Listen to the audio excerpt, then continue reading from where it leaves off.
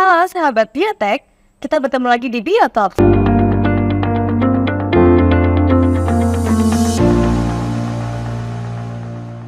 Pada episode kali ini, kita berbeda dengan episode sebelumnya ya.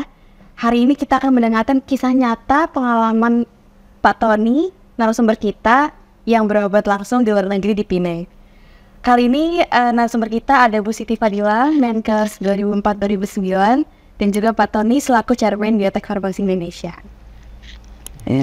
Bagaimana nih Bu? Selamat pagi. Pagi Nadia semuanya. Bagaimana nih kabarnya Bu Siti dan Pak Tony? Luar biasa. Alhamdulillah sehat walafiat. Saya kesini pengen mendengarkan cerita Pak Tony. Kan Pak Tony baru dari Pinang ya Pak ya. Betul. Nah dan nampaknya ada sesuatu yang sangat menarik sekali untuk kita dengarkan ceritanya. Baik. Kalau begitu kita langsung dengarkan saja ya pengalamannya Pak Tony yang berobat ke luar negeri, ke Pinang ya Pak. Boleh juga? Ya. Ya boleh. Terima kasih. Selamat pagi, selamat siang di mana kita berada ya. Pengalaman saya itu dari Pinang berobat bersama istri saya. Sebelumnya saya sampaikan dulu sejarah masalah di istri saya ya sebelum itu. Jadi yang berobat Bapak atau Istri saya. Oh istri. Saya ikut check up. Oh jadi Bapak nganterin ya? Anterin dan Sekalian check up. Sekalian check up dan lebih murah jauh. Nah, kenapa kok ke Pinang? Oke, jadi sebelumnya itu istri saya tahun 2020 didiagnosa itu ada kanker ovarium. CA125-nya 544. Apa nih Pak? CA125 itu untuk ovarium. itu petanda dari kanker ovarium ya. Nah, itu berapa? 544. Normalnya berapa Pak? Di bawah 35. Di bawah 35. Istri Bapak 544. Nah, dokter mengatakan itu stadium berapa Pak? Itu sudah 3C. Stadium 3C. Allah. Jadi Terus saya dan di dalam ovarium itu ada tumor sekitar 9 cm. 9 cm. Kemudian ada di MRI ada cairan-cairan khas kanker, ada cairan-cairan. Jadi memang sudah mengarah ke kanker ovarium. Kemudian kita pergi ke dokter ya di Jakarta Selatan, di USG, dilihat juga oleh dokter dan disarankan oleh dokter itu untuk diangkat ovariumnya. untuk angkat semua. Harus diangkat ovariumnya, ya itu karena sudah 544 ya. Namun pada waktu itu 2020 itu kan lagi COVID, jadi kami kan perlu second opinion karena ini mengangkat ovarium kan bukan hal yang kecil. Betul. Jadi ya kita mau menunggu Sesuatu yang sangat berarti untuk perempuan yang betul kasihan ya. Jadi kami mau menunggu Singapura atau Pinang buka. Tapi 2 tahun nggak buka-buka karena COVID kan. Nah jadi kebetulan kami punya obat sendiri. Dulu namanya Sugar Balance. Jadi yang sekarang namanya Dialance. Oh Dialance. Ya Dialance. Dialance. Oh dulu Sugar Balance. Jadi kan dulu belum ada Biotek, belum ada pabrik di Indonesia. Nah kemudian kami karena menunggu, jadi istri saya menunggu pandemi supaya menunggu kapan Pinang dan Singapura buka.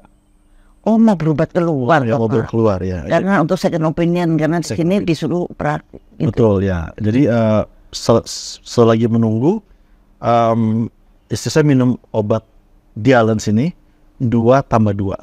Nah, jadi 4 sehari. 4 sehari. 2 pagi, 2 malam. Ya, 4 sehari.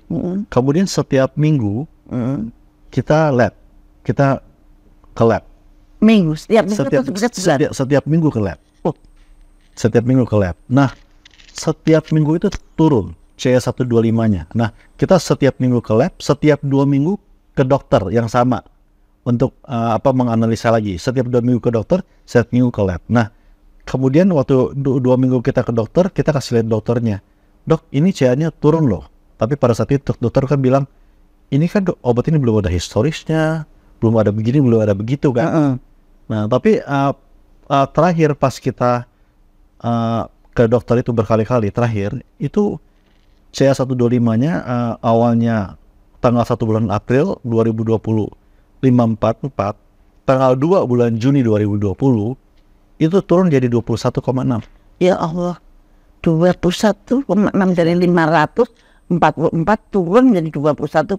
Betul. Artinya sudah menjadi normal. Ya, jadi di bawah marker. VA 125 Ya, marker 35, jadi sudah di bawah marker. Dan waktu itu pas dokter USG lagi kan, saya paling harus USG. Dan USG kan selalu kita dikasih foto-fotonya tuh, foto USG. Dokter tuh melihat, ini ibu punya sebelah kiri ini bagus ya, kayak anak muda ya. Sebelah kanan ada sedikit ini, tapi ini semua orang ada nih. Ibu dulu masalah sebelah kanan ya. Bukan dok, ini sebelah kiri. Akhirnya sebelah kanan sebelah kiri. Loh, Kalau ada. kok nggak ada. Akhirnya dia ya udah USG masih nyala. Dia balik ke mejanya dan melihat filenya. Setelah itu USG sudah kita duduk. Dokter itu bilang sama istri saya, "Mem, kalau saya mau tidak jujur mem ya, saya suruh operasi loh. Ratusan juta," dia bilang, "Mem. Tapi ini apa yang saya mau angkat ya? Tumornya sudah hilang. Cairannya pun sudah hilang." Yang dari MRI-nya itu Ya MRI, dari MRI kan sudah ada tumor dan sudah nggak ada lagi. sudah nggak ada lagi, jadi tidak diangkat sama sekali. Akhirnya mungkin saya bilang, dia bilang ini kebesaran Tuhan. Istri saya berdoa sama Tuhan setiap hari. Dia bilang, "Tuhan, pakailah dokter dan rumah sakit obat-obatan yang untuk penanganan saya dengan baik. Bila perlu dioperasi ya saya serahkan semua kepada Tuhan." Nah, saya lebih ngotot berdoa kepada Tuhan. Tuhan, kalau Tuhan mau, Tuhan akan istri saya jangan operasi, dan mungkin Tuhan jawab doa saya. Nah, tapi pada ujungnya dokter tersebut bilang begini, "Tapi mem, ini obat dewa ya. Yang tadinya dia sanksi bilang tidak ada di ini, kalau mem patenkan, ini mem pasti miliuner," dia bilang. Saya sampaikan ke dokter tersebut. Saya bilang, "Ini saya sudah beli tanah di Brebes, dok. Sudah mau saya bangun pabriknya. Nah, sekarang obatnya sudah ada." Nah, sekarang pertanyaan Pak. Itu karena penting sekali. Karena dengan Dialans itu turunnya menjadi sangat signifikan. Padahal Dialans itu selama ini yang kita kenalkan sebagai sugar balance. Betul. Dia menurunkan kadar gula darah dan menurunkan HbA1c yang menurut pengalaman saya sendiri. Nah, apakah penurunan CA125 itu atau marker dari kanker ovarium itu kan turun dari normal, itu turunnya pakai cara seperti apa ya? Apakah karena kadar gula darahnya turun, kemudian sel-sel kankernya nggak dapat makan, atau dengan mekanisme yang lain, Pak? Penurunan gula Ya, nomor untuk satu diabetesnya, jadi apa? Dan bekerja di hepar atau di liver. Nah, tapi untuk kanker marker ini, itu yang berperan adalah karena Dialans ini meregulasi dua faktor, yaitu IGF-1, insulin growth factor 1, IGF-1, dan EGFR, epidermal growth factor. EGFR. Nah, dua faktor ini adalah pathway-nya cancer, Bu. Cancer ovarium, cancer usus, pankreas, juga payudara. Nah, jadi artinya apa yang kita sampaikan ke publik bahwa Dialans bisa meregulasi dua faktor itu, ya terbukti dari penurunan CA tersebut. Nah, jadi anggaplah itulah mungkin saya bercerita, Bu, balik lagi ke yang saya ke Penang. Nah, jadi waktu kita ke Penang itu tanggal 15 bulan Januari 2024, saya cek lagi CA125 istri saya. Angkanya 11,5. Jadi sangat aman ovariumnya. Normal ya, tidak ada lagi ya. CA ovarium. Ya, tidak ada lagi masalah ovarium. Dan Bapak kenapa ke Penang? Nah, jadi istri saya ada masalah di rahim malah. Oh, Bukan di ovarium. Jadi di rahim itu ada tumbuh polip. Nah, istri saya balik lagi ke dokter yang di Jakarta Selatan tersebut, bertanya, dokter bilang kalau angkat polipnya sebentar saja, tapi nanti 3-4 tahun lagi kalau dia bisa tumbuh lagi dan bisa jadi kanker. Nanti kankernya lebih ganas daripada ovarium. Nah, istri saya ketakutan. Jadi rekomendasi diangkat rahimnya. Jadi bukan ovarium, rahim sekarang. Tambah takut lah ya. Takut. Nah, kemudian istri saya sebelum berangkat juga bertanya kepada teman-temannya. Ada juga teman yang sudah angkat rahim. Temannya bilang, kalau kamu mau hidup panjang, mending kamu angkat rahimnya, kan kamu sudah tidak mau punya anak. Artinya kita punya konsep sudah mengangkat rahim. Ya, jadi kita ke Penang itu untuk mendapat second opinion lagi. Jadi pertama kita ke Penang, kita ke Island Hospital.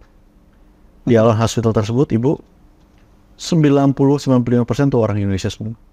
Oh iya, Semua orang Indonesia. ini di Penang, ini di rumah sakit Penang, di Island Hospital Dan ternyata pasiennya hampir 90% orang Indonesia kiri orang Indonesia. Nah jadi dan juga di Glen Eagle itu hampir semua orang Indonesia Bu. Orang Malaysia ini jarang. Bahkan kadang-kadang kita berpikir lucu-lucu ya, jangan-jangan Penang ini devisa semua dari orang Indonesia gitu. Kita harus bertanya kenapa orang Indonesia bawa ke Penang. Nah jadi kemudian pas kita sudah appointment dengan satu dokter, sebelum masuk ke ruangan itu ada ibu-ibu yang sudah kenal sama dokter, dokter M ya, dokter M. Dia bilang saya sudah kenal dokter M 40 tahun. Dokter ini tidak mata duitan, dia dokter yang sangat baik. Akhirnya kami masuk ke dalam, dokter itu bilang, ibu sudah tidak mempunyai anak lagi? Tidak. Ya kalau saya angkat polip tersebut setengah hari nih. Tapi kalau ibu lebih direkomendasikan untuk angkat rahimnya di Alan Hospital. Nah, tapi pada waktu saya senggang tuh saya pakai Google nih. Saya ke Rumah Sakit Advent. Jadi Bapak mencari second opinion di sana. Second opinion dari Alliance Hospital itu kira-kira rumah sakit mana ya yang buka gitu. Betul. Karena waktu itu hari Sabtu ya. Hari Jumat. Ya hari Jumat. Jadi saya lihat ada dokter namanya Dokter C ya. Dokter C ini lulusan Scotland, lulusan Australia. Kita dapat appointmentnya hari Minggu jam 11. Nah, hari Minggu? Iya, hari Minggu jam 11. Aneh ya. Kok praktek kok pas hari Minggu? Nah, makanya jadi kemudian pas istri saya pulang hari Jumat itu pulang ke rumah lagi nunggu hari Minggu, dia bilang kok nggak hari Sabtu aja ya, kita besok gini-gini. Nggak, dapatnya hari Minggu. Dokter apa sih yang pakai hari Minggu? Istri saya bilang gitu kan. Yang ini dokter abal-abal lagi kan. Nah, tapi malam harinya kan istri saya menangis ya. Ya kami tahu karena dia mau diangkat ovariumnya. Mau diangkat rahimnya malah. Rahim mau diangkat ya. Siapapun mau diangkat rahim kan pasti. Cuma saya ngomong sama istri saya sekali lagi. Mam, kamu dulu kan kanker ovarium ya, 544. Kamu minum Dialysis 2/2. Sekarang sudah 11,5. Kenapa kita tidak angkat aja polipnya, jangan ke rahim, operasi kecil itu, dan kita jaga pakai Dialysis. Coba karena istri saya sudah mungkin tersiram oleh teman-temannya sudah ke rahim, dokter-dokter ini. Jadi konsepnya sudah mau angkat rahim gitu. Dia bilang, saya tidak mau mati, nanti kena kanker segala macam. Oke, pada hari Minggu, saya pagi-pagi sebelum kesana kan, dari jam 11 saya mau pergi sarapan, ya saya berlutut di tempat tidur. Saya berdoa sama Tuhan, saya udah nggak bisa apa-apa. Saya bilang, saya serahkan kepada Tuhan, kasihlah saya yang terbaik, jalan terbaik. Tapi kalau bisa Tuhan, bisa sih jadi operasi gitu, doa hati saya gitu kan. Nah, akhirnya kita sampailah ke Rumah Sakit Advent, Bu. Rumah Sakit Advent itu? Ya, Rumah Sakit Adventist namanya. Jadi, ketemu dokter C ini, ibu-ibu. Jadi, dilihat foto-foto dan segala macam datanya. Ini kan, untuk apa kamu sekecil ini barang kamu mau angkat rahim?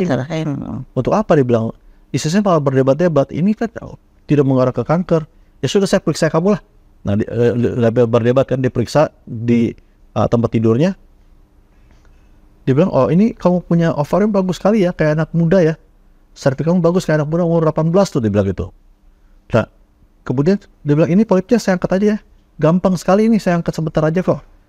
Tak sakit, dia bilang. Saya jamin tak sakit. Saya yang duduk di belakang sana, saya langsung teriak, angkat saja dok. Belum sampai 5 menit, itu sudah diangkat dok.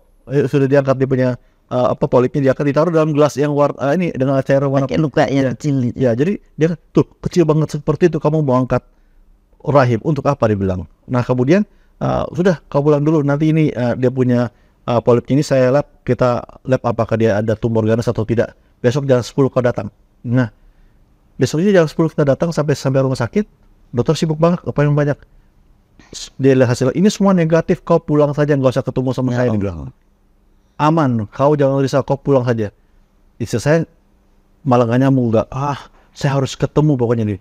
Akhirnya dokter bilang, kau mau ketemu sama saya? Daftar. Akhirnya pergi daftar, ketemu, dokter bilang, aku lagi sibuk ya, kau ini semua negatif, kau tak perlu risau, dia bilang. Dokter-dokter kamu yang bikin kau risau, dia bilang. Jadi dok, nanti saya bagaimana? Saya perlu dikasih obat gak? Dokternya bilang, kau tak perlu obat pun sembuh, pakai obat pun sembuh, kau mau yang mana? Akhirnya kami tidak dikasih obat sama sekali, dok. Nggak dikasih obat sama sekali. Lucu banget. Nah, betapa shocknya Pak Tony. Dan padahal dia udah ketakutan kalau mau diambil rahimnya, ternyata hanya polipnya kecil dan tidak perlu dioperasi. Nah, itu istimewanya. Mengapa mengapa orang-orang Indonesia pada berduyun-duyun ke luar negeri ya untuk berobat. Nah ini mesti introspeksi bagi dokter-dokter di Indonesia atau kesehatan di negara kita. Kita mesti introspeksi betul bagaimana profesionalitasnya. Jadi ada beberapa pelajaran yang sangat penting dari pengalaman Pak Tony ini. Satu, ketika ada marker kanker yang ada di dalam tubuh Anda, satu, jangan panik. Dan mesti biasanya kalau dokter angkat semua rahim semua. Itu ternyata Pak Tony punya pengalaman yang sangat luar biasa, yaitu memakai dialans 2x2. Ya dicoba istrinya sendiri. Jadi 2x2 selama sekian bulan dan beliau catat semua data-data itu semua rapi. Jadi dari bulan apa, tahun berapa sampai bulan berapa. Jadi dari 544 turun menjadi 21,6. Nah itu suatu pengalaman yang sangat luar biasa bagi teman-teman yang sekiranya menderita itu. Barangkali Anda bisa tanya pada Pak Tony. Nah karena pengalaman beliau pengalaman pribadi, daripada Anda tidak mempunyai harapan, menurut saya ini suatu harapan baru yang insya Allah akan bisa membantu ibu-ibu yang juga menderita kanker ovarium. Bayangkan istri Pak Tony itu stadium 3 tadinya, bisa sampai markernya itu normal dan gambaran ronsennya juga normal ya Pak Tony ya. Dan ini satu pengalaman yang sangat luar biasa.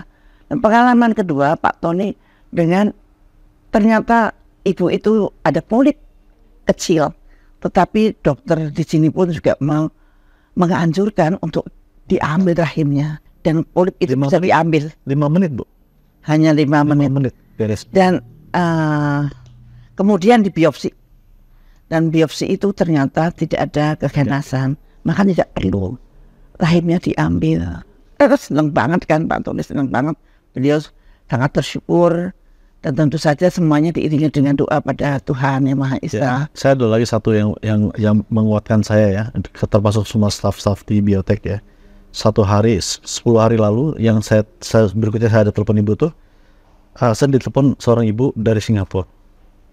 Dari Singapura saya telepon, dia bilang dia penderita kanker ovarium. Jadi teman Pak Tony ya ini. Saya punya kakak. Teman saya punya kakak tinggal di Singapura. Umurnya berapa Pak? Mungkin sekitar 60-an ya. Ya 60 dengan kanker ovarium. Ya. Jadi dia informasikan ke saya 2019 itu ovariumnya sudah diangkat. Kemudian setelah diangkat dilakukan. CA-nya berapa Pak? Ya, nah itu CA-nya 120. Ya ampun. Nah 120 sudah diangkat, kemudian di kemo beberapa kali. Nah setelah di kemo itu pemulihan, dia masih minum pil kemo untuk menjaga supaya CA-nya tidak naik. Bayangkan ini sudah diangkat. Pas saya berbicara begitu dengan ibu itu, istri saya masuk ke kamar. Kamu lihat, saya bilang, kamu tuh 544, orang ini 120, kamu 5 kalinya. Nah bahkan akhirnya saya mencari-cari informasi ya, penanganan ovarium seperti ini. Ternyata kalau CA sudah 70-80 saja Bu, itu sudah di kemo. Dan kemungkinan besar karena dokter takut, dibilang nanti takut ini akan menjadi gini, nanti jadi gini-gini.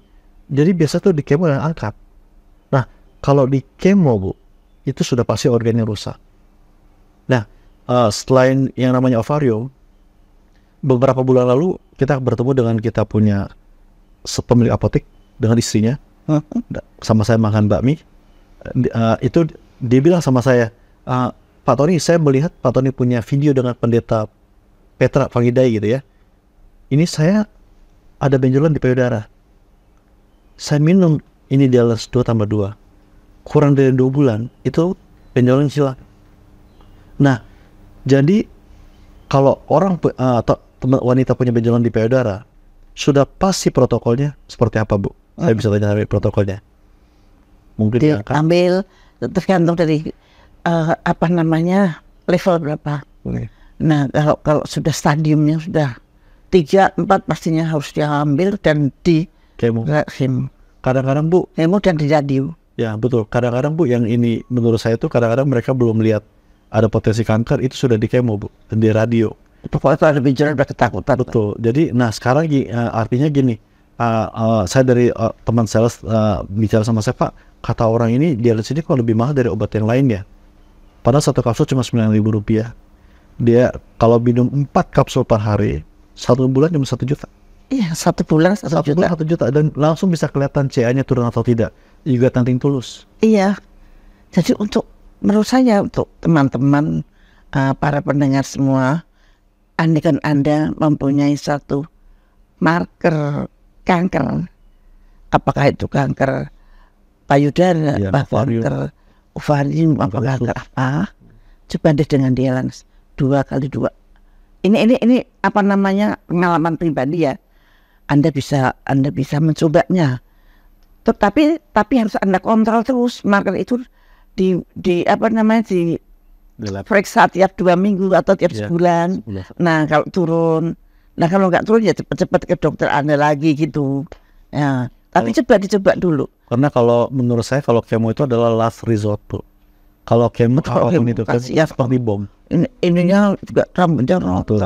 Karena organ tubuh semua rusak. Kalau di kemo di bagian apapun, mau di bagian usus, di bagian pankreas, di bagian apapun, itu langsung organ-organnya selnya mati. Jadi itu sudah pasti ujungnya 99% diangkat.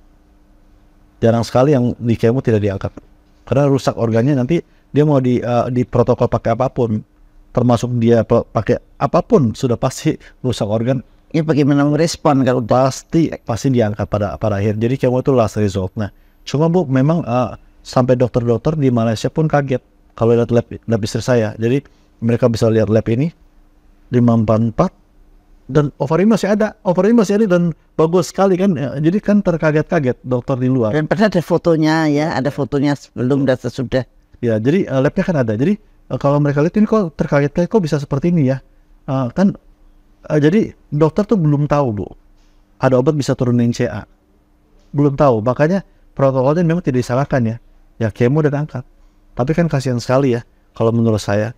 Nah ya boleh dicoba juga nanti tulus kan, Bu.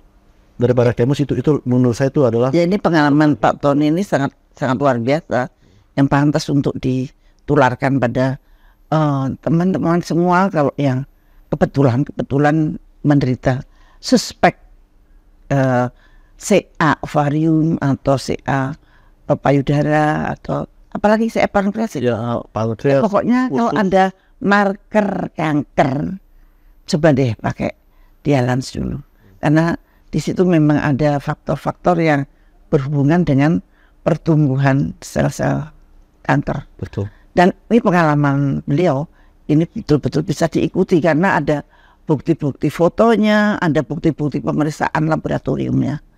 Nah itu tiap 2 minggu diperiksa turun, 2 minggu diperiksa turun, tambah turun, akhirnya normal. Padahal tadinya stadium 3. Saya berharap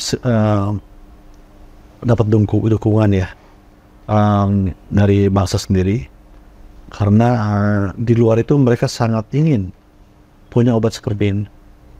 Jadi itu dia, karena semua memang pelajaran dari barat semua. Pak Tony, kita nggak waktu sekolah juga nggak pernah mendengar yang dari produk-produk bioteknologi gitu. Sekarang zaman sekolah saya belum ada kan bioteknologi.